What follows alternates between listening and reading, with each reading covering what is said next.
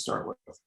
Okay, hello everyone. Welcome to the ethnography workshop at Duke University, which we've been running all year, all academic year. This is, I'm both excited because it's been such a successful year, a stimulating year, but also a little bit sad because this is our last event, our last public event of the year. And as you know, our event today is called Ethnographic Sense, Composing the Contemporary. And we have two absolutely fabulous, super favorite scholars, friends with us today. Carol McGranahan, who is professor in the Department of Anthropology, my old stomping grounds of the University of Colorado at Boulder, and another absolutely fabulous place, Austin, Texas. We have Marina Peterson, who teaches in the Department of Anthropology at Texas, Austin. The way we're going to do this today is I'm going to say a few words here in a second, just sort of to kind of close up a few things. And then we're going to move on with Marina first. And then we're going to have Carol follow Marina. I'm Cade Bourne, who is one of our fellows in the ethnography workshop this year, and is also a sound person, is among many other things, a DJ and lots of skills. Is going to introduce Marina, Professor Peterson, and then I'm going to take the honor to introduce Carol. Okay, so we'll do that right before each of them speak. So firstly, I want to thank the Department of Cultural Anthropology and the Mellon grant that gave us the Humanities Unbound Fellowship to run this ethnographic workshop. Last year was the first year that we did it. This is our second year, and we have money for one more year next year. So please stay tuned. We're in the planning stages now of what shape next year is going to look like. I want to make a shout out, just since this is our last event, to my co-directors, Ann Allison, Professor Ann Allison, who many people know, and Professor Emily Wong, who is really an anthropologist, ethnomusicologist, and teaches in the music department here at Duke University. It has been an amazingly enriching experience to work with the two of them. I also have to really, the two people that really made this happen, Jun Cho, who is called our graduate assistant. I really want to get rid of that term. She's really our fellow in everything, is what I would call her. She's organized everything brilliantly for us, has been just sharp as can be, and has really made this happen for us this year. And I think, as Marina and Carol both know, we would be lost in the many emails if it wasn't June sort of bringing us back to a center all the time. So thank you, June, very much for everything that you've done this year. And then, of course, Laura Edwards, who is staff in the Humanities Unbounded, the many workshops that this grant is funding this year, has been absolutely fantastic. We really couldn't do this without Laura. So again, Laura, a huge shout out and thanks to you. Amanda Gold is here and she's waiting to get in. Someone let her in. There we go. Thank you. Okay, so today's event, as I said, is called the Ethnographic Sense, Composing the Contemporary. I think there's a number of sort of key terms in there that kind of mark what we were hoping to accomplish today. Of course, one is the ethnographic. What we've been doing all year here is trying to think about what the ethnographic means, what it looks like, what it feels like, how our practices might be changing in the midst of what has now become a global pandemic where, as we all know, issues of life and death and extreme forms of both health and social economic inequalities have just, they've been there, but they have just sort of surfaced for us all to sort of struggle with and think through. So that's one sense of what we've been doing, is trying to think about what the ethnographic means in this particular historical juncture. And of course, where it might be going, what kind of lessons we've learned through the years for how our practices, our methodologies, our theorizing, our alliance building and coalition building, our solidarity work, how all this might change, not only what we each do as individual practitioners, but how we think the responsibility of our various disciplines should be in moving into this new normal, unnormal. Composing and crafting are two really, really key terms.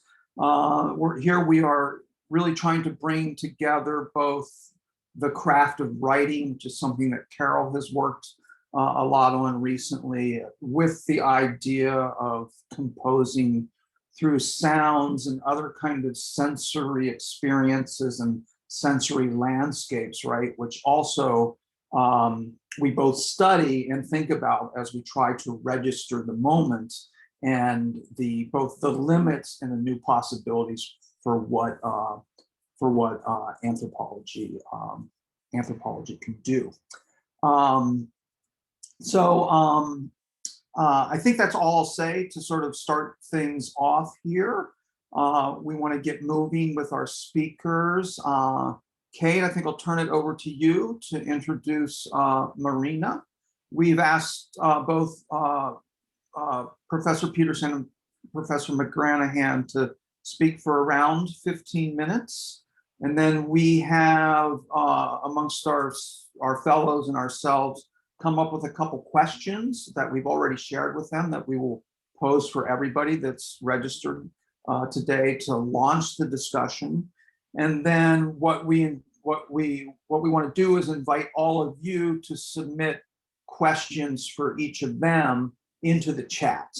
And June and I will be sort of monitoring the chat, and we'll either be repeating questions that come up in the chat, or we may actually be calling on people to represent yourselves and speak your question.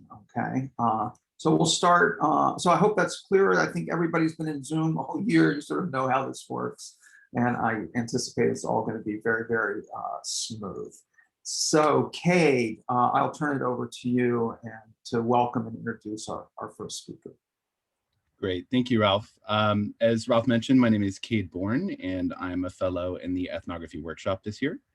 And it's my pleasure to introduce Marina Peterson, who is an associate professor of anthropology at the University of Texas at Austin. Her work traces modalities of matter, sensory attunements, and emergent socialities, exploring diverse and innovative ways of encountering and presenting the ethnographic. Her recently published book, Atmospheric Noise, The Indefinite Urbanism of Los Angeles, now available on Duke Press, engages mobilizations around airport noise to address ways in which noise amplifies modes of sensing and making sense of the atmospheric. She's the author of Sound, Space, and the City, Civic Performance in Downtown Los Angeles, and co-editor of Global Downtowns, Anthropology of Art's a Reader, and Between Matter and Method, Encounters in Anthropology and Art. Her work has appeared in Anthropological Quarterly, Popular Music Studies, Postmodern Culture, Space and Culture, Social Text, and South Atlantic Quarterly. So please join me in welcoming Marina Peterson.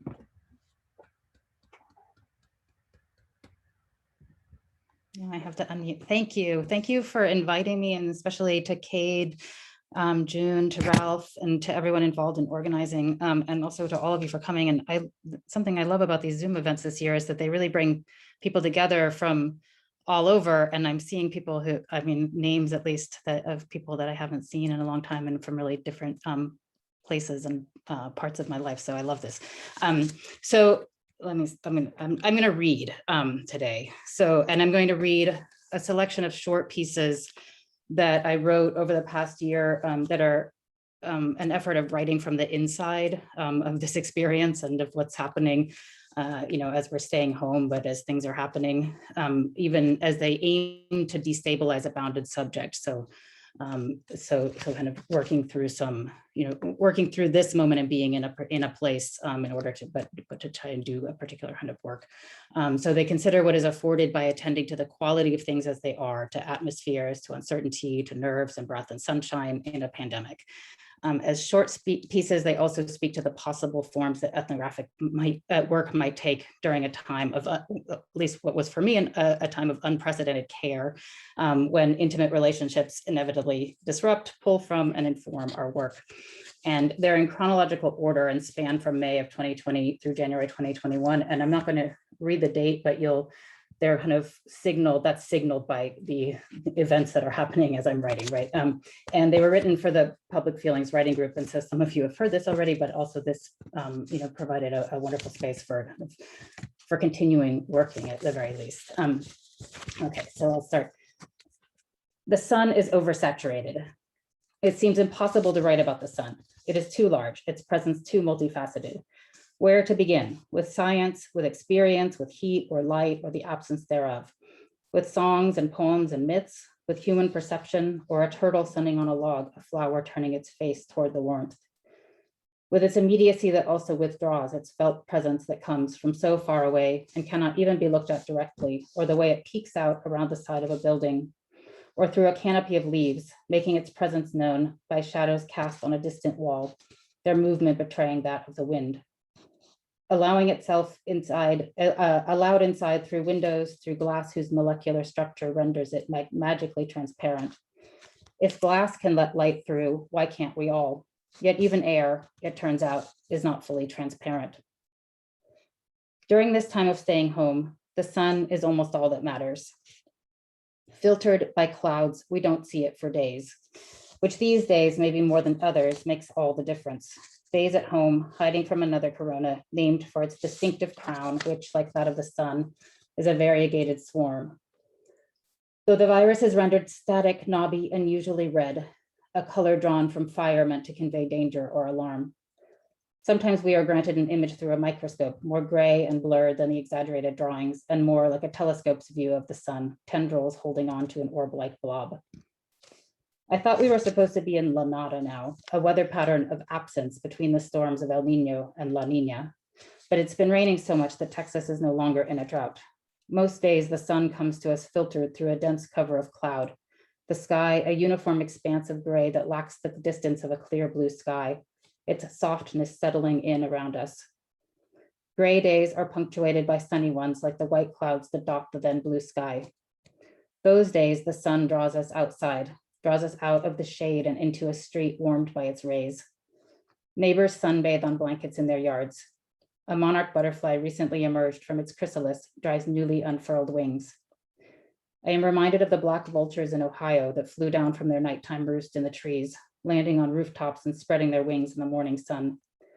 One summer, the houses on my street offered just the right angle to the sun, and I would wake to the sound of their claws on my gutter as they gained footing, stretching out to dry their feathers, preparing for a day's scavenging. After, that is, they poked through open trash cans, rolling them into the street and feasting on scraps of student meals, ambling about as if they owned it all.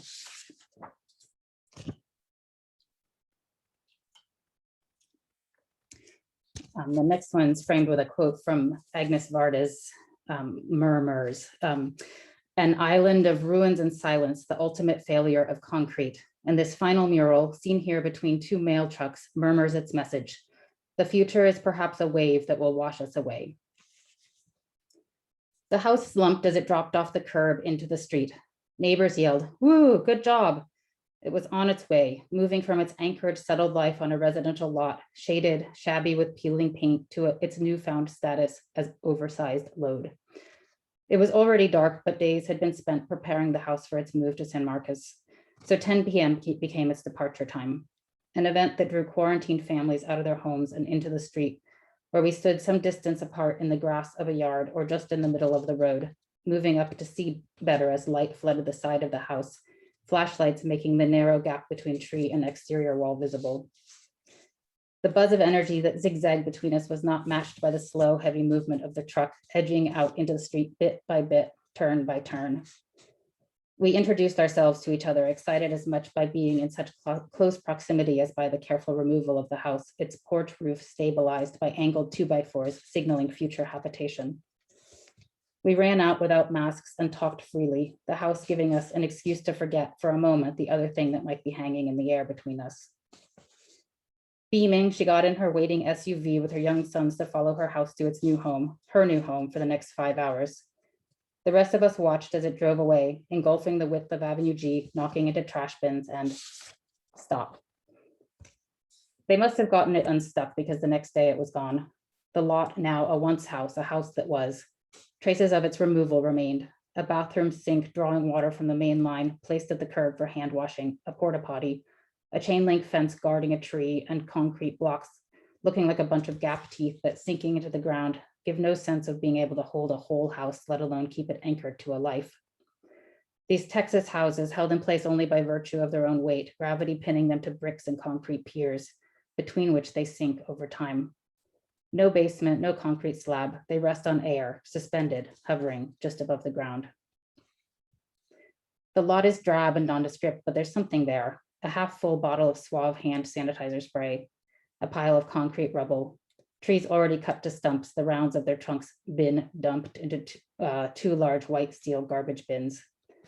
Vines wind around an aging wooden fence, the careless elegance of a former garden. They cling to the wood, tendrils breaking up an angular geometry, reaching across a corner, leaves turning toward the sun in a gesture at once hopeful and melancholic. The something that lingers is the instability of a home, its easy slide into property, its fundamental unanchoredness that disperses into an imaginary not of capital, but of impermanence. I imagine what it might look like if all the houses grew wheels and rolled away, an indefinite moving city.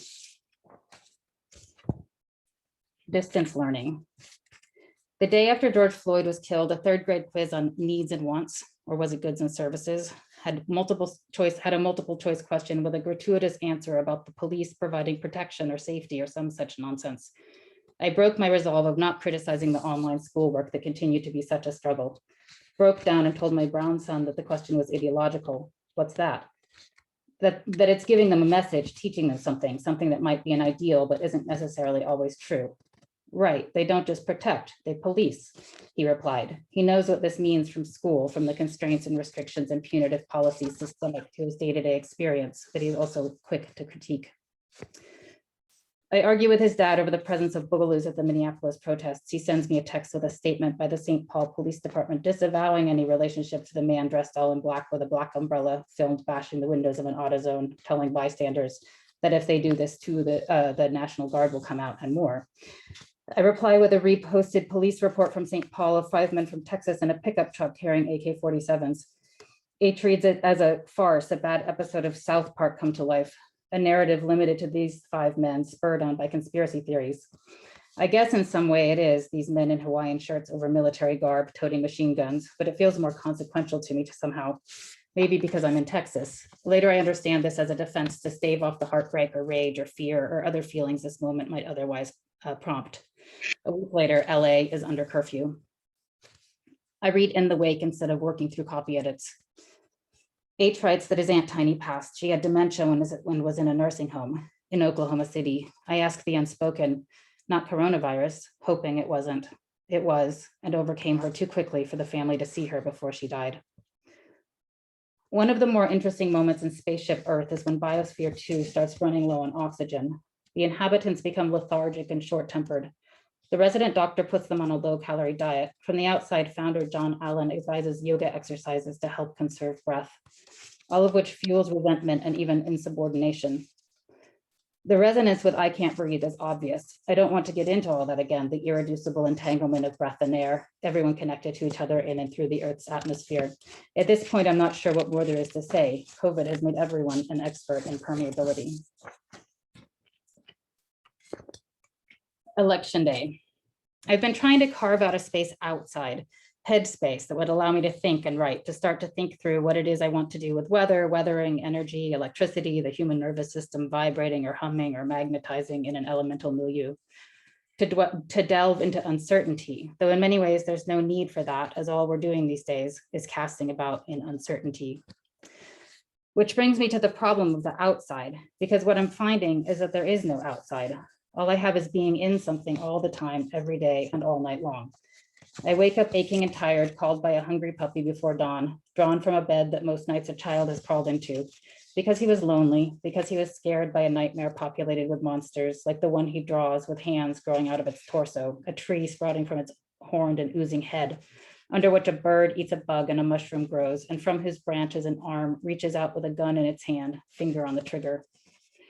These days, he's sure that every night is his last, that his fear of dying will actualize itself in the form of a middle of the night murderer.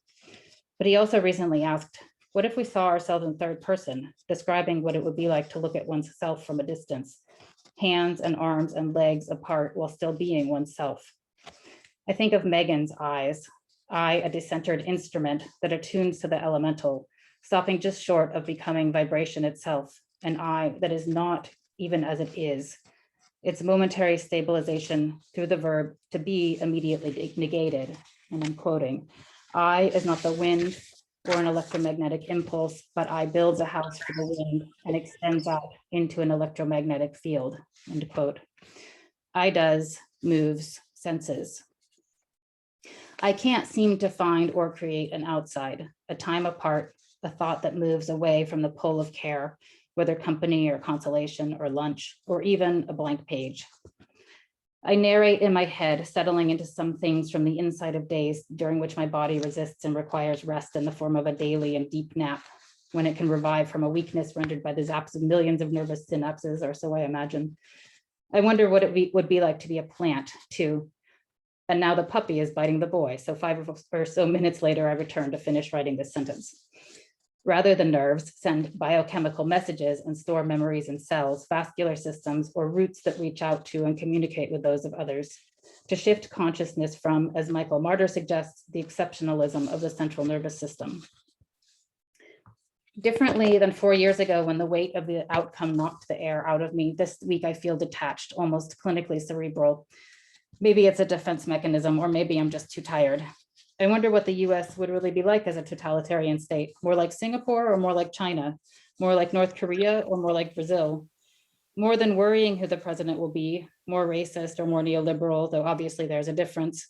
I yearn for a horizon, an undercommons, a connective tissue, a nervous system that is also an otherwise. An image of a rhizome someone posts on Instagram prompts a spark of recognition. I feel the pull of Louis' farm, a commune to be that couldn't be, and his hard stance against electoral politics. I think he's banking on the armed insurrection, though. And then the last one is from January 5th, I guess, so-called coup, and it's all drawn from Twitter, and so it's all sort of found text, which was also my way of engaging the event. Elizabeth was not ready for the revolution. Can't today, I'm busy watching the season finale of the United States. The police opened the fucking gates. Save this video, it will be scrubbed later. My Instagram account has just been deactivated for posting pictures of chickadees, WTF. In an odd twist, some of the protesters were blaring the song YMCA from speakers, as well as Elton John's Tiny Dancer.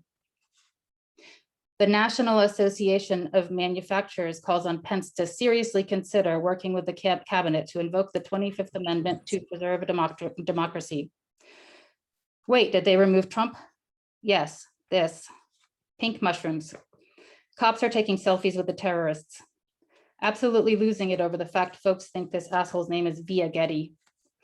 White supremacy is willing to destroy itself so a slightly less white supremacist president doesn't take power. Fascinating. Or do the work of dismantling white supremacy in the hearts and minds of every white person in this country. I don't think diversity training can fix this. Using Dan Scavino's Twitter account to concede the presidency because your own is suspended is the Four Seasons total landscaping of concession statements. The democracy which the white world seeks to defend does not exist. W.E.B. Du Bois in Dusk of Dawn. So much economic anxiety. After you defeat all the culture appropriators, these are the two final bosses. The swallows appeared, a few swallows amid squalls of wind. That's it.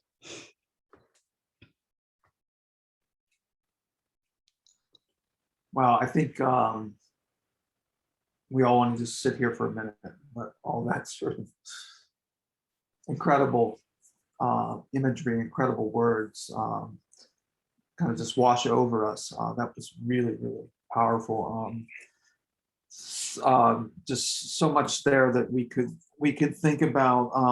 I really like how you ended with the idea that we can build ethnographic sort of sensibilities around found images on a space like Twitter or Instagram, where there's just so much violence and so much hatred and but also so much mobilization.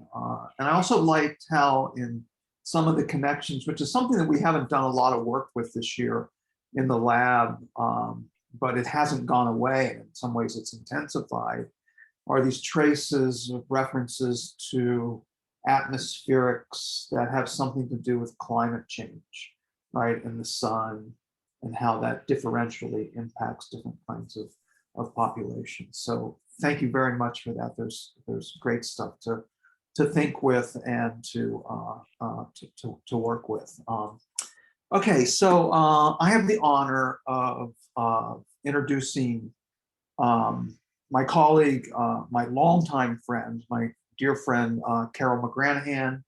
I just have to, before I do this sort of formal thing, I have to tell you that really my first professional anthropological experience was at a AAA meeting in San Francisco. I can't remember the year. I think it might have been 1993 or something, 2, 1, 4, 5, where Carol and I just got out of grad school and Carol was just wrapping up, and we ended up on a panel together, which was the first time we met, and had this ridiculous bourgeois dinner that I think we probably each spent about a year paying off on our credit cards at what I can't remember where it was, El Panis or someplace like this, but we all went out and splurged. And it was a fabulous panel with a number of people that we're still in touch with, but I will always remember that sort of my professional career kind of starts with getting to know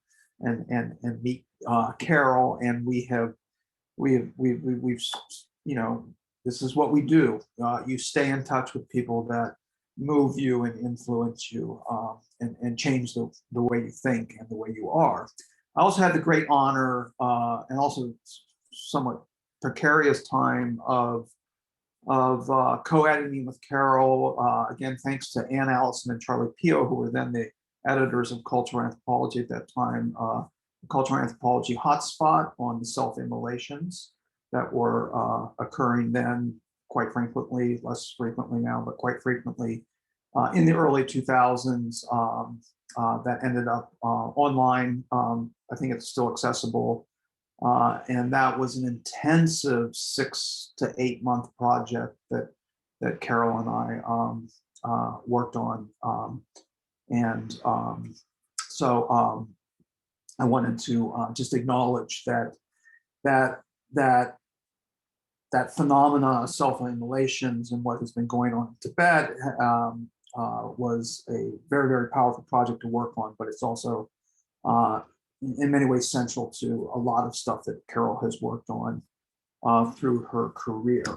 So as you know, Carol got her, or as I'm about to tell you, you may not know this, she got her PhD from the University of Michigan. She's both a cultural anthropologist and a historian. Her research has focused on sort of contemporary Tibet, Tibetans in exile, the relationship to the US and other global North countries, as well as to the larger question of empire.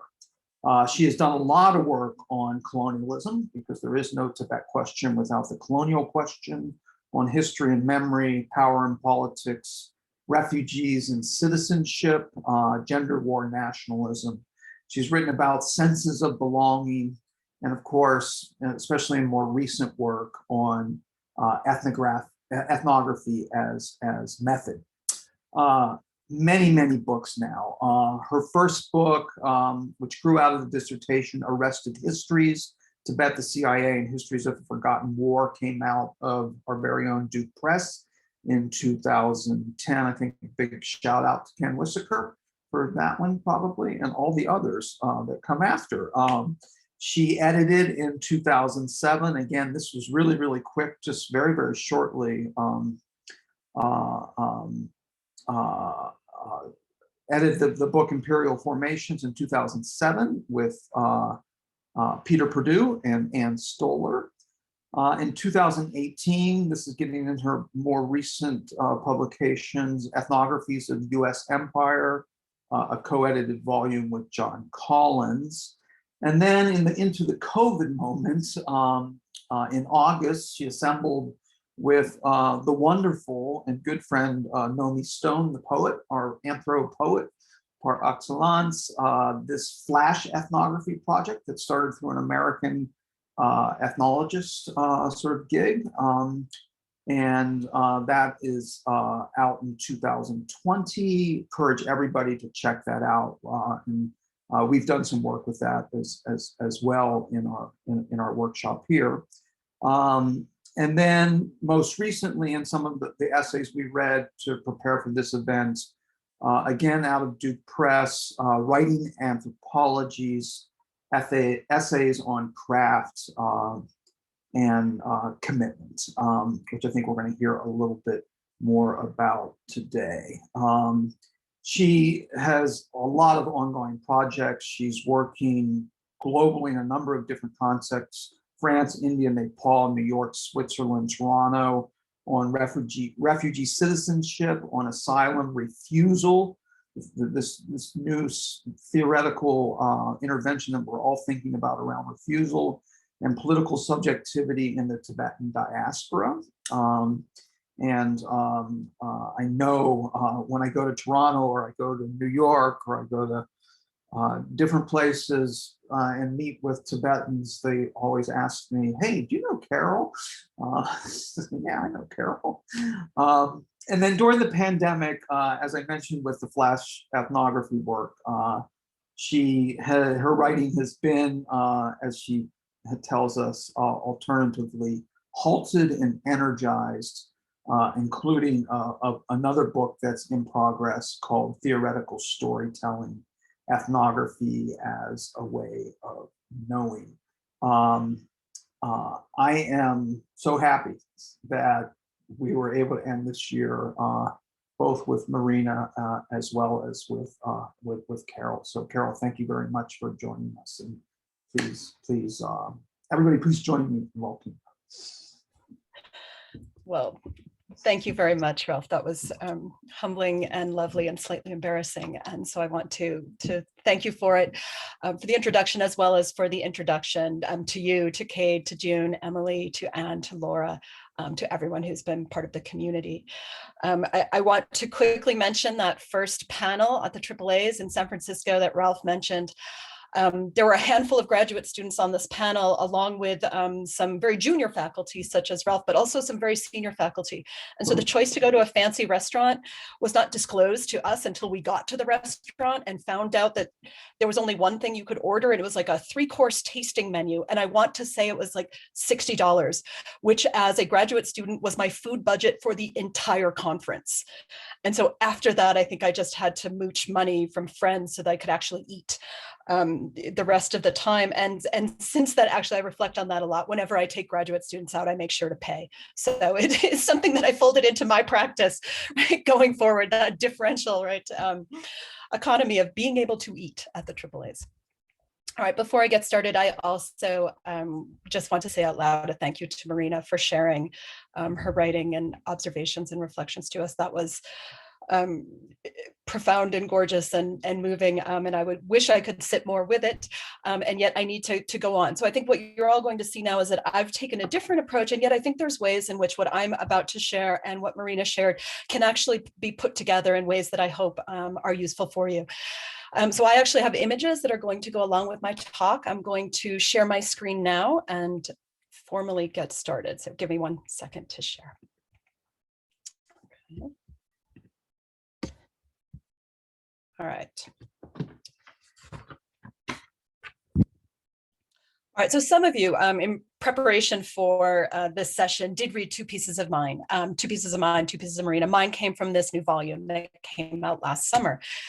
And I want to say, well, the book came out during the pandemic. The essays in it were written before the pandemic, copy edited, proofed, everything right before the pandemic. And the subtitle of the book, which you can't fully see here on the title, is Essays in Craft and Commitment. And in reflecting now and kind of for today on what it is the book's actually about, there's a third C word that I would add, and that's community. So this is really writing anthropology as thinking about craft, thinking about commitment, but also thinking about community, right? Writing with community, for community, right? But also about. And let me reflect also on the fact that this is not just a book of my writing. This book is an edited volume. There are 52 contributors to this book. And actually, I think I saw Katie Stewart is here today. So at least one of the contributors right to the book is part of our community here today. But all of these amazing scholars, right, contributed to this, some of whom at their time of writing their contributions were graduate students, some of whom were, you know, our most senior and treasured kind of guides to writing ethnography and anthropology. And I want to note that this book actually started with the intentional formation of community. So it actually started not in 2015, but in 2014. And it started very simply because I wanted to talk about writing. I felt that I wanted to discuss it with people. I wanted to hear what people were thinking. I wanted to go in deeper, but not just to do that alone and not just to do it by reading, but by generating community and conversation. So I created a series on the then blog Savage Minds, of which I was a core blogger for a while. So some of the essays in this book, in Writing Anthropology, are actually about writing ethnographically on difficult topics. Some are about writing in difficult times. Some are actually about both, about writing about difficult things in difficult times. So one of the essays in the books actually comes from this essay that I originally wrote in 2013. If you look at the date of this, which is April 18th, I was actually in the middle of writing three very difficult, actually really horrific political asylum reports. And I testify as an expert witness for both Nepali and Tibetan political asylum cases here in the United States and also in Canada. But as I was writing these three reports, the bombing of the Boston Marathon happened. And then the very next day, there was a very difficult self-immolation in Tibet. And so at the time that I was writing as truthfully as I could, right, to someone else's suffering, trying to hold their suffering, trying to present it to a judge, right, to make it clear and meaningful and wrong, right, in all the right ways. These other things were happening, right? So thinking about how do we write, right, in such a moment? And I, of course, am not the only one, right, to ask this. So another one of the contributors to the book who's asking and thinking the same questions is Whitney Battle Baptiste. And this essay here from her that she originally wrote in 2014 is also part of the Writing Anthropology book. And hers is about watching the events in Ferguson following the killing of Michael Brown. And I want to just read a couple sentences from her piece and share them with you. She writes, "Recently, I've not been able to pull my words together, for they don't come very easily. Making sense of the world around me is getting more complicated. When I search for the healing properties that words held in the past, I find only pain, hurt, and sorrow." And I want to be clear, because I think it's important for us to say, given some of the genealogies in our own discipline of anthropology, or those of us who are anthropologists, that figuring out how to write while suffering and also writing about suffering is not just to create a suffering subject as a victim in need of saving. And this is, of course, kind of a reference to some of the conversations that took place following Joel Robbins' article about suffering subjects. But instead, right, to acknowledge suffering in the world and to write about people with dignity, right, with humanity, but also to write in an uncompromised and also unapologetic ethnographic realism. And I think this takes us kind of to, sometimes it's nice to pause and go to basics, but to think about how we understand anthropology and ethnography. If we think of anthropology as the study of humans, ethnography is study with people, right? It's different. It's not of humans as a category, but with people you know, right? With people you talk to and come to know and come to develop, right? Relationships of trust and care, and certainly of all sorts of affect. right, with. So it's living with people, learning from them, entering relationships with them. And so I think now here, kind of from that, I want to turn to the theme of today's event, which is ethnographic sense, right? Composing the contemporary. And I think for ethnographic sense, for me, when I think of that, I think about what it means to have an ethnographic sensibility, which I define as being attuned, right, to the lived expectations, the complexities, the contradictions, possibilities, the grounds, right, of any cultural group or community, right, like having that sense. And this is the sort of thing that you have to hone, right, work on, develop, such that when you're reading, you can recognize it, such that when you're in it in the moment, kind of when you're doing research or living in any particular time, right, you have an awareness of it, right? So kind of developing that. In terms of what composes the contemporary, kind of the second part of our title, or this now that we are in. And in the volume Writing Anthropology, there's an essay by Kim Fortune, and she calls it the formative conditions of our times, right? What are the formative conditions, right, of our now, right, of this pandemic, which is still unfolding, which is so filled kind of with both uncertainty, but also with inequity, right? So how do we write right now? How do we do ethnography right now? I mean, or even do we, right, do ethnography right now? So the last class I taught on campus was March 10th, 2020, right? So now over a year ago, I brought this very kind of container of Clorox that you now see in front of you to my graduate seminar that I was teaching that day. And I remember passing it around the class and everyone was wiping off the table and wiping off their laptops, and I did the door handle. We didn't know anything about masks yet. And then I went back down to my office and I took this photograph. And I've only been in my office like 2 or 3 times since. So this kind of, this archival photograph, right, of documenting the moment. Then the very next day, so March 11th, I went into lockdown in my home. And 2 days after I taught, hold on, I received this text alert from the university, popped up on my laptop screen, that an employee had tested positive. This was like the news we had been waiting for. You can actually see in the background, it's right over a text conversation.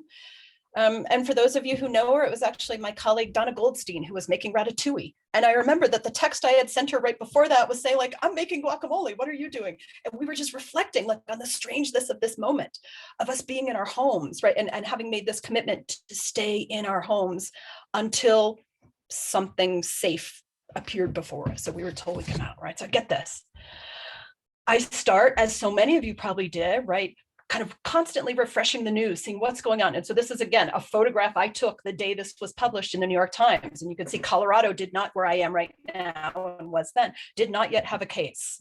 Right now, I was like, okay, I'm going to start doing this. In very few days, however, the US had more known cases than any other country. Right. And I look at this photo and you all can see it, but I can tell I'm sitting on my bed, right, taking this photograph with my laptop probably on my lap, right? And just, we have this now, this kind of descent into the domestic, right, in a new way, but also the intimacy of the domestic now becoming public. All right. Basically, at this time, I was doing everything but writing. That year, that semester, the graduate seminar that I was teaching was the second part of our year-long graduate seminar on kind of, the history and theory of anthropology that all first-year graduate students are required to teach. The very first class I taught online, you can read here, was supposed to be, and it was, right, about writing in anthropology. And yet, as I write here, what I will tell the students is that I haven't been able to write a single word, right, in the last month. Like I just entered this period. I don't even really necessarily want to call it writer's block, right? But it was kind of this something else of just not being able to write. And so right now I want to say to anyone out there, those of you who are able to write and are writing, excuse me, that is wonderful. But if you're not able to write, and if you're in a place where it's just not coming, that's cool too, right? Like we are all like in different places, and that might be over the course of one day or 1 week or even a month, where sometimes you have energy to write and sometimes you don't. So we're in this pandemic that has shared elements, including globally shared elements, but also has very personal components, right? And ways that we experience it differentially. Some of us have loved ones who fell ill. Some of us have loved ones who've passed away. Some of us have ourselves, right, been sick with COVID, or with other ailments or injuries, right, that have happened during the pandemic that aren't COVID. Some of us, including myself, have been able to safely work from home and have job security, right? Others don't. Are you alone, right? Are you with family? Are you with friends? What are your living conditions? Do you feel safe? Do you feel supported?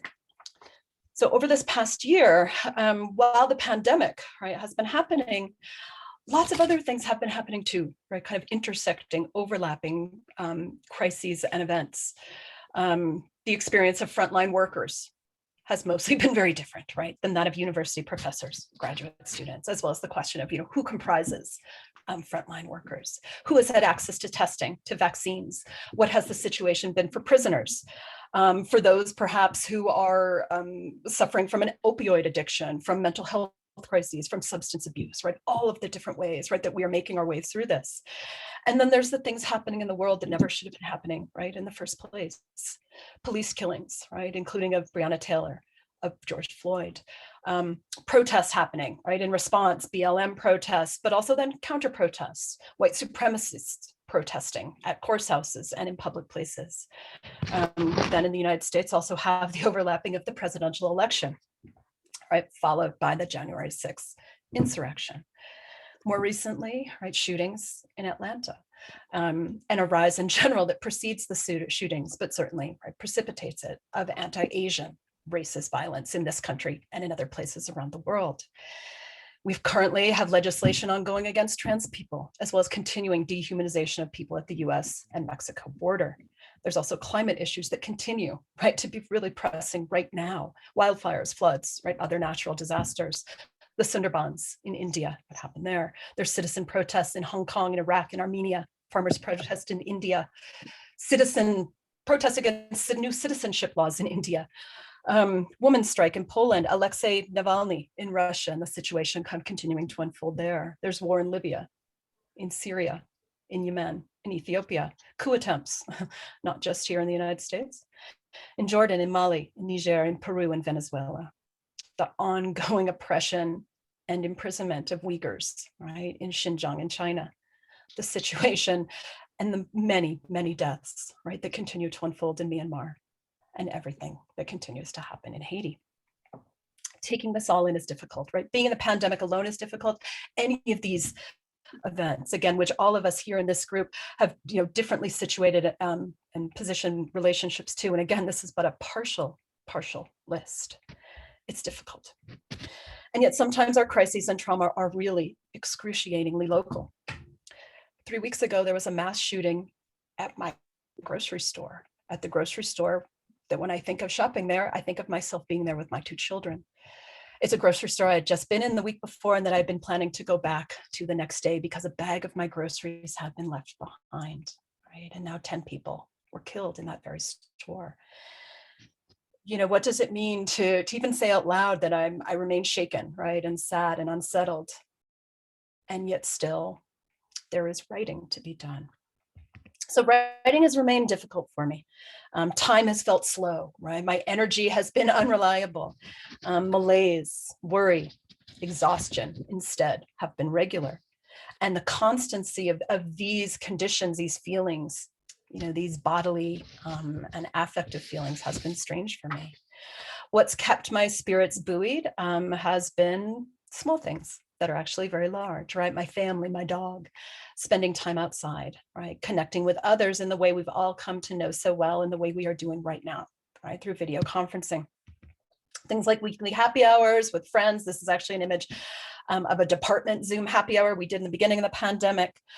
We had a weekly summer seminar that was organized by graduate students and faculty in my department just to try and stay connected.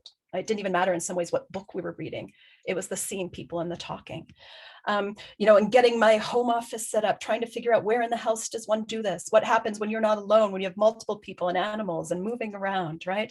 So teaching inside, teaching outside, right? When the weather got nice for me, that was actually a hugely wonderful thing to be able to do.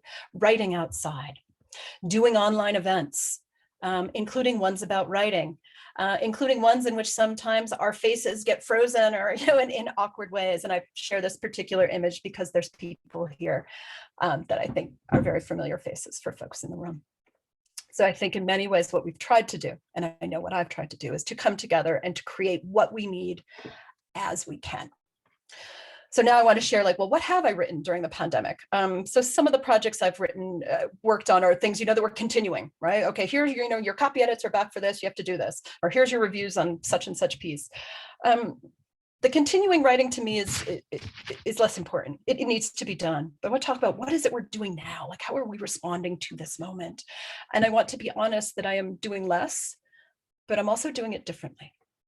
So I have 4 projects I want to share with you. And the first is flash ethnography. And Ralph spoke of this earlier. So in May, I finally felt like I wanted to write again, but I wasn't sure how. And I stumbled across flash nonfiction, which was a new genre to me at the time. And it spoke to me. What I read was that it was a 750-word essay that was complete in and of itself. Right? So I could write an ethnography start to finish in 750 words. And the idea was that this was not a component of something else or a fragment of something larger, but something that would stand alone. And I thought, oh, I'm going to try that. I think I could do it. And I sat down and I wrote something for the first time. And again, start to finish. And then I said, I want to do this with other people. I want to bring people into this conversation and write with them, and also offer up this genre that was helpful for me and might also be helpful for all my colleagues who were expressing the same. I can't write. Writing is just not happening for me now. So I reached out to Nomi, who, as Ralph shared, is not just an anthropologist, but also a poet, and who I knew that just her sensibility for and with words would make sense for this project. And we reached out to a group of other people. Some were people who we knew. Some were people Nomi knew, some were people I knew, some were people we didn't know at all, but we wanted to meet and we knew we wanted to write with them. And I think I saw that Ale is here, Alessandro Angelini, who's one of the contributors to this. And so what we did is we created a project where everyone wrote a draft, people read each other's drafts, so it gave written feedback, but then we also had sessions where we came together, we talked about what flash ethnography was and could be, we brainstormed it, we gave oral feedback on each individual essay, and then published them together as a group. So it was truly, right, this idea that we are doing this together. We're each writing solo authored essays, but the creation of them as a new type of scholarship, a new type of writing, was something we did collectively. And that was something that was really important to each of us. So I've also written not just in the pandemic, but also about the pandemic. And I've done some ongoing ethnographic research as well. And mainly through paying attention in spaces where I'm already present, like places that I'm already in place in, which for me are activist online networks, and then also political asylum work. So the first piece that I wrote start to finish, that's actually like full-length journal article during the pandemic, actually came out rather quickly. I had been invited earlier pre-pandemic to write a piece on the anthropology of well-being. And I had planned to write something different. And then the pandemic happened and I couldn't write the piece I had originally intended to write. It just didn't feel right then. And so instead I turned to write about what I was seeing happening before me. But what I did, if you actually read, is I linked it back. So I wrote about activism as care in the pandemic that people were taking on within the Tibetan diaspora community, but brought it back to strategies Tibetans had dating back to the very first years of their exile, which is 1959. So a 6-decade history of what does care look like, right? In the space of loss, in the space of suffering and struggle. The second piece that I did was this one on ethnographic witnessing. The subtitle is Our Hope as the First Anthropological Emotion. And this piece came because even though I stopped much of what I was doing in the pandemic, one thing for me truly did not stop. And that was the email requests that I was getting to serve as an expert witness in political asylum cases. Those requests kept coming. The hearings for them stopped and were postponed. And that actually became part of what I write here about how the uncertainty that we were experiencing in the pandemic defines the political asylum process, at least here in the United States, that it's a process not so much of waiting, but a process of uncertainty and trying to think about the difference between those two. The last project I want to share with you is this one, and it's Pandemic Diaries. So I am the digital content editor for AES, American Ethnological Society. And as part of that job, I am in charge of the public content on the website, public scholarship content on the website, but I'm also the faculty facilitator for the graduate student editorial intern team. And so in the early months of the pandemic, I turned to that group of graduate students, and again, I think at least one of them is here, Drew Zachary, and said, what is it? Well, we have this website, right? This access to this platform to create. Is there something that would be useful and beneficial, right, for us to create right now? And we brainstormed the idea of inviting people, initially graduate students mostly, to contribute essays to this project. We ended up coming up with 7 different theme collections of essays. You can see them here. So teaching right now, from the field, making sense of things, affect and crisis, intersecting crises, student concerns, and post-COVID fantasies. The post-COVID fantasies collection alone has over 30 essays in it, but together there are 77 essays that mostly were edited by myself, along with 2 graduate students, Gabriella Manley at the University of St. Andrews in Scotland, and Brian Dugan at the University of North Carolina in Chapel Hill. All of these were public scholarship, community and editor reviewed, and are permanently open access. Many of them, if you haven't read any of these, are fantastic. Some of them now read like historical, documents, right, kind of time-stamped with the early months of the pandemic. Others of them are still unfolding, right, in ways that the pandemic is, especially the post-COVID fantasies essays, and kind of offer us senses for what might be coming. So in conclusion, what I want to say is to let your writing unfold, right, in the ways that it can right now. The work before us involves writing, but it also exceeds it. As we work to reconfigure the world in ways that are just and equitable and humane, writing will be needed, right? Stories and theoretical storytelling will be needed. Take good care of yourself and your community, right? So that we can collectively do the work of hand and heart, of mind and spirit that is needed. And this is about where we are now, right? And what we have to offer, including to ourselves. And I want to share the last time that I spoke at Duke was February 2017. It was the 16th day of the Trump presidency. And I had been asked to speak on public anthropology, as you can see here by the title of this. But I did speak on it, but I added in something else. And I added in the idea of rogue anthropology. As saying in the early days of the Trump presidency, as our world shifted and as new forms of hate and racist violence emerged publicly in this country, we needed more than just public anthropology. We needed rogue anthropology. And as I think now what we need and where we are, right, in the pandemic, in this current world, right, as we compose and make sense of our contemporary, we need small gestures, right, that might collectively add up to big acts. And that's why community, right, is so very important. And this, I think, is pandemic anthropology, right? And the last line there, right, it involves rest, right, as much as action. And I want to say this is where we are now, is not always where we will be. All right, thank you.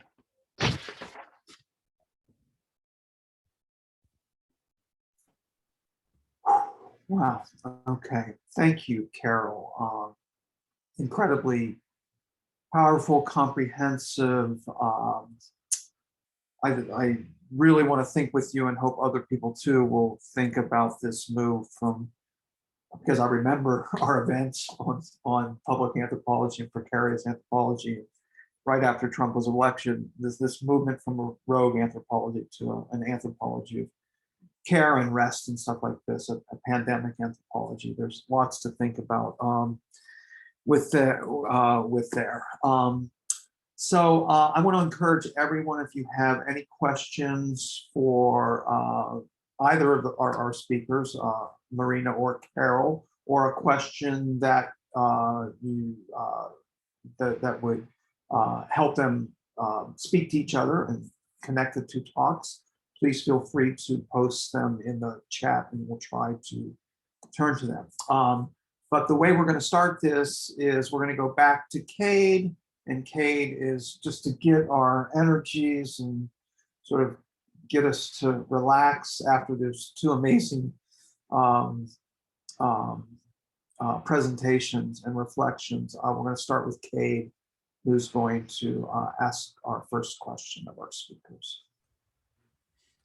All right. So first of all, thank you both for such engaging and generative discussions. It was truly amazing. And I have to admit, my question is a little selfish, but hopefully not completely so. So this year in the ethnography workshop, one of our primary concerns has been how to conduct ethnographic research and reimagine the ethnographic product in the context of COVID, political turmoil, social unrest, and the rising tide of inequity. In my case, and many others, this has meant that my dissertation fieldwork was forced online. So I'm wondering if both of you might speak to the possibilities of, say, glitching or experimental forms of writing when one's research has been purely online and one might not have the authoritative claim of having been there. Now having asked that, that question was based on some of the readings that Carol and Marina had provided. And I'm realizing that having heard the discussions that there's been discussion of and sort of performance of some of the ways that you both might answer this question. So I'm wondering if you might have more to add to that for those of us that are doing digital field work during this time.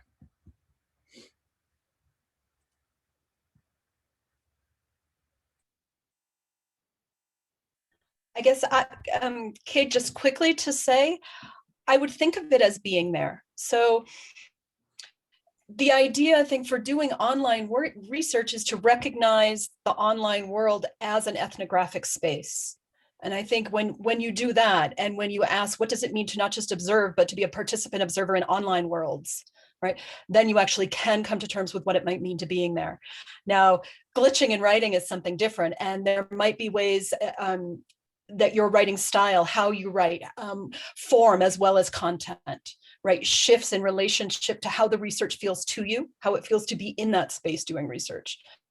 But I wouldn't not think of it as being there. I would embrace that you are being somewhere and to think about what is that where. I had some thoughts because I wanted to answer it in a kind of roundabout way. Just also maybe going back to reflecting on what this year has been like, and what I guess how I approached it when I've really been at home, but of course the internet is part of what we're all is part of our experience of being at home, right? But at the outset of really being at home when it was really pressing and surprising and unclear what how long we were going to be at home and what did this mean and would things change, I had in my head this question that Robert Sember, who's a member of a sound art collective Ultra Red, asked theater students at Ohio University when he taught there for a few years. And he would ask them, what if everything we need is right here? And I had this in my head a lot at the beginning of COVID or of when we were home, and just I think as a way to grapple with how things had really changed, but also how to pay attention, ways of engaging and noticing what to pay attention to, and what if we really shifted our attention to, I don't know, the blade of grass outside, right? And what did that mean? What does that mean as an anthropologist when we're used to going somewhere else? But that there was some kind of richness in the present and presence and the things that are in proximity to us and in a sense in the micro, I guess. But then of course, that also extends to these kinds of events, which have been actually, an amazing outcome of COVID, right? Which, in terms of bringing people, being able to go to things that we would not, concerts and events and talks that around the world that we wouldn't come to us, and we might not be able to go to even if we if it was in our town, or and so I think the way that the internet and the virtual has also become its own kind of space, as it were, and so I guess I tend to then treat that it as a kind of like material form, right? So that it's not, just a kind of lens into this like new, like the social as we know it, but that there's, to kind of try and draw that out. but then that said, right, I mean, so I read that last piece, which was tweets, which actually I never used Twitter, but only for that day.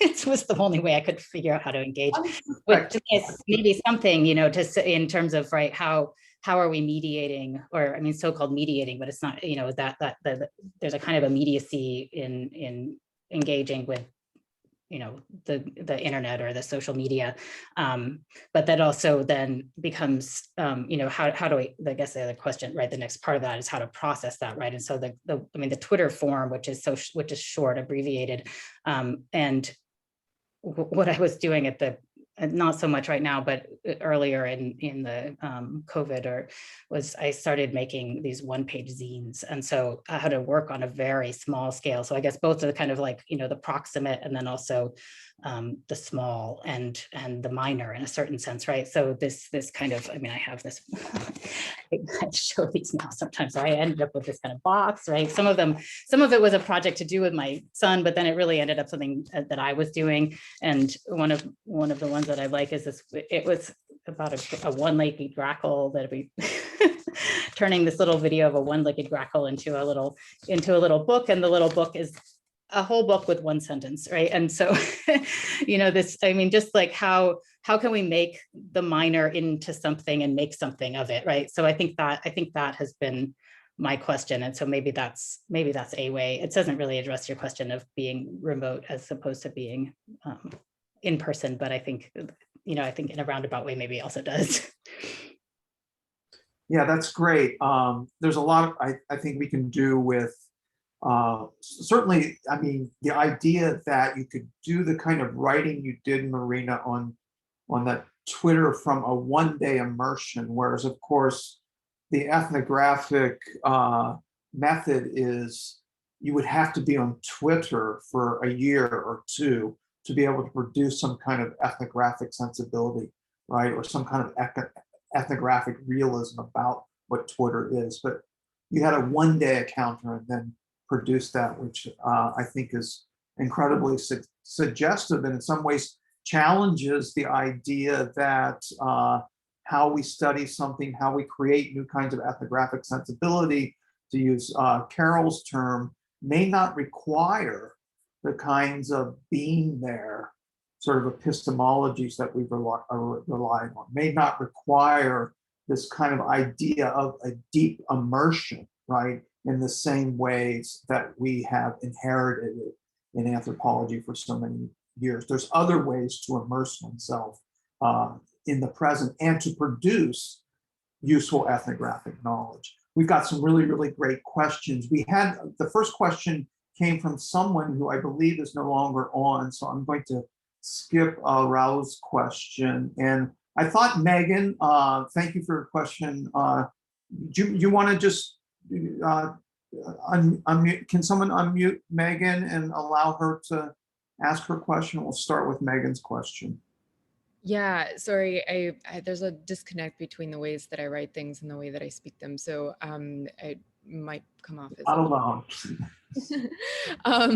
So I was really interested in the question of the moment, mostly because it feels like there's this kind of pressing urgency to what we are calling whatever this moment is, but also as it's being used as a kind of moniker for a large swath of geological time in context of climate change or the pandemic, et cetera. And in that, I feel like there's a question of mattering, both politically and materially. And I think in both your presentations, there was this movement from in to outsides, or this kind of concentration of moving from in to outsides in terms of embodiment and disembodiment. And Marina, your piece about the Cassius's nightmares of being pulled apart, or like having these hands coming out of nowhere, or the attentions of being pulled into and out of the social.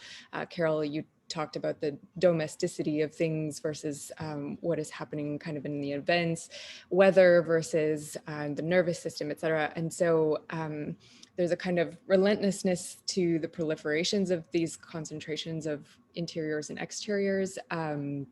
But I'm also just generally kind of interested in how these terms of matter, or things of political and material mattering, come to matter in what we're calling an ethnographic sense, or how does mattering affect the terms of the ethnographic as it differs from other forms of attunement, whether that's, gardening or social connection or making art or zines or something.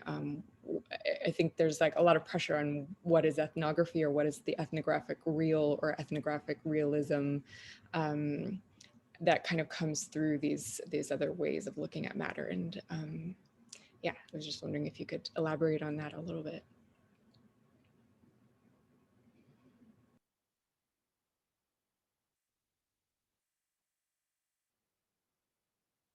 Let's see, everything's silent. I can start. I couldn't tell. Let me think. I'm going to think out loud because so, I mean, I think I want to go back to this, what I was talking through or thinking through in terms of the proximate, and the proximate being also, and the ways that I guess, like, I mean, as you're suggesting, there's a way of a kind of, it's a kind of explosion or implosion or something, right? So that when we have to be focused on something nearby for so long and don't have a kind of horizon, or the horizon becomes more narrow, that what's there is balloons. And so some of what balloons is, okay, what is part of, right, our real, right, the real, I guess, as it were, and maybe then, in terms of, how this extends to kind of a question of ethnography, but that the real is our dreams, the real is our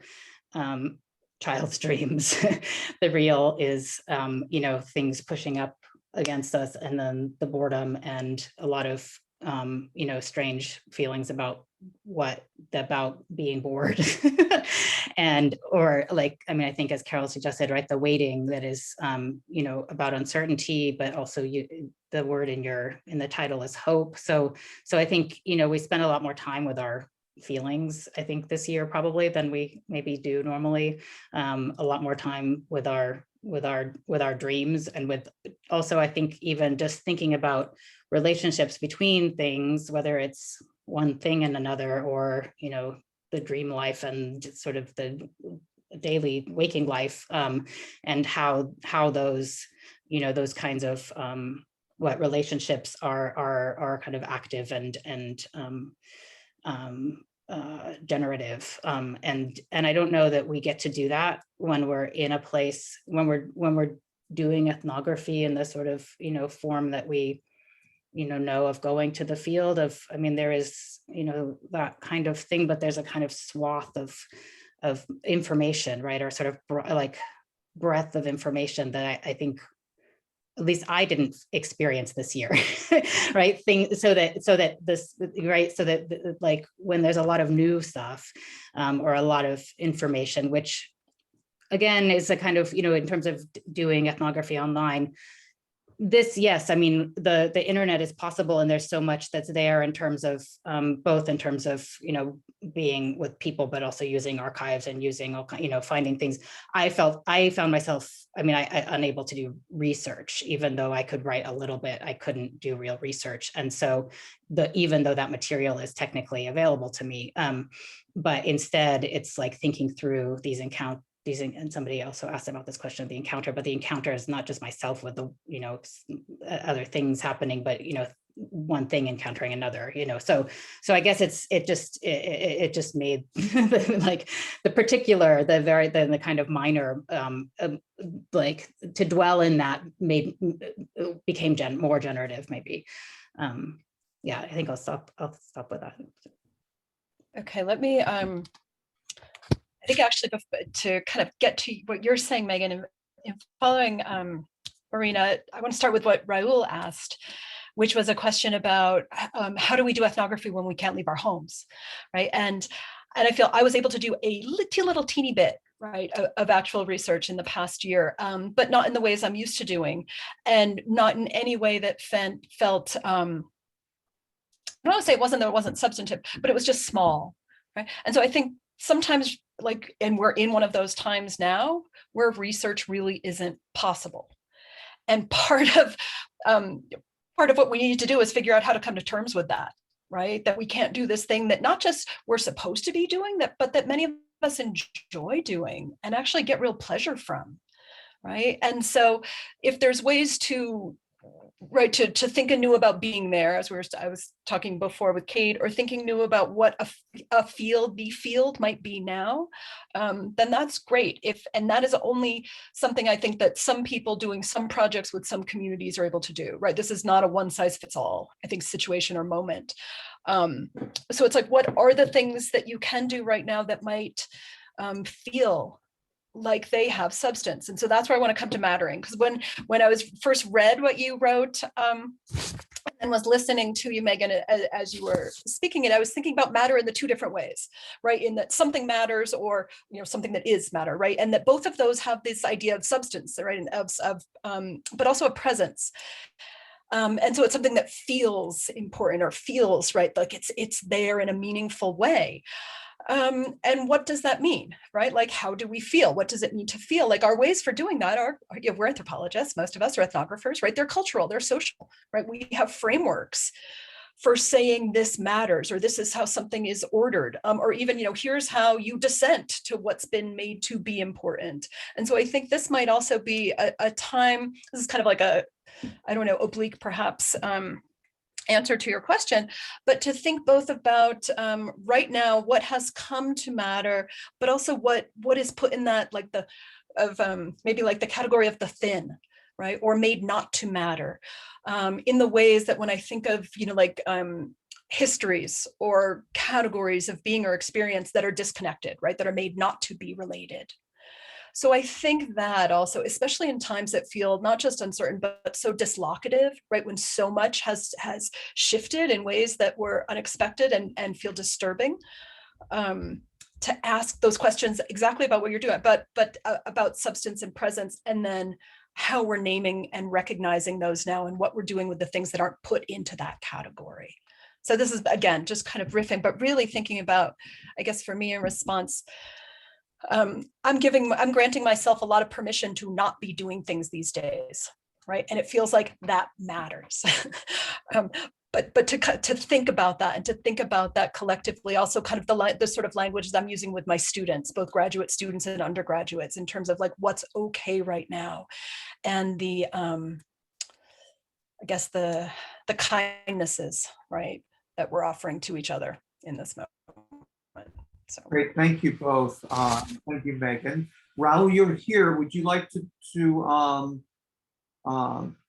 either follow up on that because you yes. Yeah, it's just a very brief follow up, and thank you both, Marina and Carl. The thing is, and I feel really compelled to say this. I feel heartened by the giving ourselves permission to not. I haven't written a word in 3 days, so I completely relate, but I feel an urgency to be on the streets, in the field, to understand this pandemic. People are not staying home, and there are reasons, and a Twitter or a Facebook survey is not going to answer. So there is an enormous need for us to understand how this pandemic is affecting people, workers, people experiencing homelessness. So I do feel heartened by the, giving ourselves permission, but I feel an urgency to be on the streets, in the field, with the risk that it imposes. So I haven't been vaccinated, so so I just want to reflect on that, and I think this is something worth expanding. And thank you, Ralph, for giving me the opportunity to expand on my question. Yeah, it reminds me of something that I think Marina said at the very beginning, that COVID has now made us all experts in permeability, or in sort of how we think about masking and filtering, and how things cross through surfaces that are supposed to protect us. And Raul reminds us that, of course, there aren't, we all know this, the privilege from which we speak, there aren't people that, and do our work, there aren't people that can stay home, and there are people that are forced to have very, very different kinds of relationships to filtering and to masking and to permeability, either whether they're Trumpites or others who are resisting the imposition to, like, wear a mask, or people who work on an Amazon factory or in the meatpacking industry who aren't getting the right kinds of protection, even while they're being constantly surveilled. Their every moments are being surveilled, right? In a way, for us academics, right? The whole structure of surveillance that tracks our productivity and things like that, I think in some ways have also changed during the COVID moment. But that hasn't necessarily been the case for whole swaths of workers in lots of different contexts and lots of different questions. June, I want to give you a chance to ask your question. I know Carol has to go in about 6 minutes because she's getting her second vaccine. So maybe we'll let you go first in answering June's question. Yeah, thanks for the wonderful presentation. I really enjoyed both of them and your writings as well. I had a question about ethnographic encounter. We talk about ethnographic encounter, including myself, these days a lot. And I feel like many people use the term differently in their writing. So we're not studying just people or a place, but we write about ethnographic encounters, but they become also theoretical and methodological. So I just wanted to ask you, this is probably the last question. So I just wanted to ask you to share with us your ethnographic encounter, perhaps encounters that you haven't written perfectly yet, but something up in the air, where you are now. So yeah. Carol? Trying to think, so something I haven't written perfectly that's up in the air. I feel like everything I write is like that. So much of what I'm doing right now is, it sometimes feels like it's just writing really slowly. It's actually when Rilla said he had written in 3 days. That's what I feel like. I feel like I can write for a little bit and then I take like a bunch of days where I'm just doing something else. And sometimes what I'm doing is reading, which is also such an important part of writing. Or I actually write a lot of titles for things I want to write. So I collect my thoughts in different ways. So I think of and I try to count all of these things as writing, although there's that kind of constant, maybe academic imposter thing that is not real writing. And yet it does count. So I don't have the best answer for you. I have lots of in progress projects and things that I wish were further along than they actually are. But mostly for me, it's my book, this book that I'm on theoretical storytelling. So the short essay that many of you did read for today, I'm trying to turn that into a book. And I had, at various points in the pandemic thought, oh, I have all this time now. But that's not really how the pandemic has worked out for me. It's a different sort of time. It's not sabbatical writing time, for example. At least I haven't experienced it that way. So. Marina, you want to reflect on that? Yeah, so you're not asking about how we're conceiving of an ethnographic encounter, but what is a project? Okay. I mean, I had started developing this project on weather and uncertainty and focusing on geoengineering, some geoengineering projects, and mostly in Los Angeles, and ways of thinking of kind of crafting the atmospheric, right, in differently than my book that just came out does. And I thought that I mean, in the sort of way that these timelines happen, it seemed like last year would have been when I would have written more grants and developed the research, and it did nothing of that. And so I've sort of sat with it in my head as other it sort of percolates in different ways, and I think it's become, maybe as Megan suggested, I mean, things have become a little bit more untangled, so I have more questions about it now, about in terms of what does it become now, and so thinking also then how to, I mean, so I'm calling it weathering uncertainty, but I think the question for me is a question of what form does it take? Does it bring in these kinds of this material of kind of nervous system and bodies? A lot of people are working in this vein, so I think it also then has to become a kind of very particular.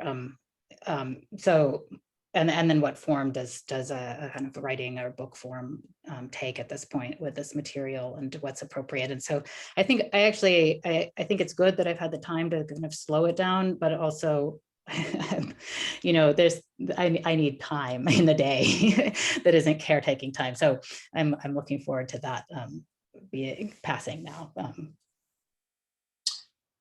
Wow. Okay. Our time is actually up. Speaking of time, I do think that in some ways we've all had this kind of sense that things were supposed to slow down as we were stuck at home and in these domestic spaces and working from home. But and we were going to be productive and do all this kind of stuff. But slowness and the temporality of slowness has been very, very differentially experienced. And things actually have felt really, really fast. It's quite shocking to me that January of 2020, you know, you will remember that we started off with a war. We started off with Trump actually killing an Iraqi general, right? Before we even went into pandemic mode and shutdown mode. And there's a lot that I would certainly love to talk more about, how sort of the crisis of whether we want to call it late capitalism or and how that impacts the ways we do anthropology have been with us for a long, long time. And some things have shifted, I think, for me during the COVID period, and other things have stayed the same. One thing is that some of us actually may never be able to go back to the field sites that we spent 30 or 40 years of our lives going to, either because of geopolitics or sanctions that are being instituted on scholars who write about Xinjiang, or people who have done Zoom events like myself on Xinjiang. I don't know if I'll ever step back into China again and feel safe about it. So what that means ethnographically and how that changes the object is a really, really tough, both existential as well as ethical question. And then to also be working, we haven't talked much about institutions, right? To be working at institutions that may be complicit with forms of geopolitical politics that make the ethnographic impossible, right? And whether or not university administrators have a responsibility to stand up for someone like a Xinjiang scholar who is sanctioned by the Chinese government or something like this, right? So, you know, access has also shifted in really, really powerful ways. I really want to thank Marina and Carol for the incredible reflections, the deep thought that you put into getting ready for today, for the writing that you shared, and for the work that you keep doing. This has been, I mean, you know, in good ways, both a very, very powerful, but also in some ways a very, very upsetting sort of conversation, because it reminds us that the stakes have changed and we've got to figure out how to process rage while we process care, right? And this is one thing that I think we've all felt so much, certainly under the Trump administration. And then even, I mean, we're already 3 months past Trump, and weirdly, in my world of Asian American stuff and anti-Asian American violence, nothing feels different, right? It still feels like the time of Trump in some ways. You two have taught us so much today and given us so much to think with as we head into the rest of our semesters and into our hopefully slow summers with or without productive writing. So I want to thank you both again for joining us, and thank everybody. All 55, 56 people were here at some point in time, and the 27 that are still with us, for sticking with us and for the questions that we all got. So cheers and be safe, everybody, and take care. Thank you. Okay, bye.